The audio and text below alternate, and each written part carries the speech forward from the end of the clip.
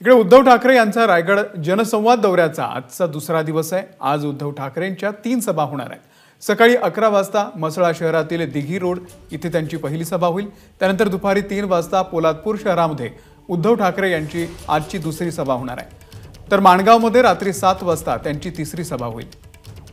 विनायक पाटील आपले प्रतिनिधी सभास्थळावरून सध्या आपल्या सोबत आहेत। विनायक, कशा पद्धतीने प्रतिसाद मिळतोय उद्धव ठाकरे यांच्या या संपूर्ण यात्रेला आणि सभेची तयारी कुठपर्यंत आलेली आहे?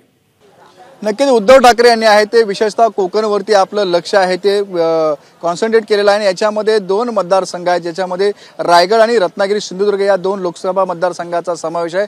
आणि त्यासाठी आहे ते कालपासून रायगड जिल्ह्याचा दौरा आहे ते उद्धव ठाकरे यांनी सुरू केला आहे। जनसंवाद यात्रा अशा प्रकारचं नाव देण्यात आलेलं आहे। आणि काल 3 सभा रायगडमध्ये घेतल्यानंतर आजही 3 सभा होणार आहेत। याच्यामध्ये पोलादपूर, मसळा आणि माणगाव यांचा समावेश आहे।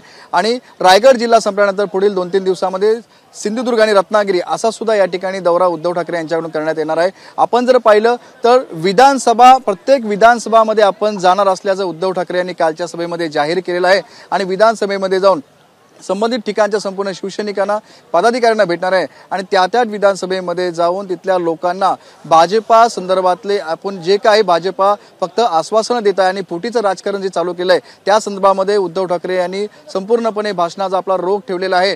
आणि जर रायगडमध्ये विशेषतः पाहिलं तर रायगडमध्ये उद्धव ठाकरे यांचे 3 आमदार आणि 1 खासदार जे आहेत ते शिंदे यांच्याकडे गेलेले आहेत। त्यामुळे मोठी पोकळी या रायगड जिल्ह्यामध्ये निर्माण झाली होती। आणि तेच कुठेतरी भरून काढण्यासाठी जरी लोकप्रतिनिधी आपले गेले असले तरी इथला मतदार मात्र पारंपरिक मतदार आपल्या बरोबर आहे हे सांगण्यासाठी आणि तो कायम ठेवण्यासाठी उद्धव ठाकरे यांनी कॉन्सन्ट्रेट केला आहे। म्हणूनच काल आणि आज रायगड जिल्हा उद्धव ठाकरे करत आहेत, चांगला त्यांना प्रतिसाद मिळत आहे। आता थोड्या वेळामध्ये साधारण 11, सव्वा 11 वाजता आहे ते या ठिकाणी सभा सुरू होणार आहे। सभेची तयारी करण्यात आलेली आहे आणि सभेचे अपडेट आम्ही तुमच्याकडून घेत राहू। विनायक, तुर्तास धन्यवाद या संपूर्ण माहितीबद्दल।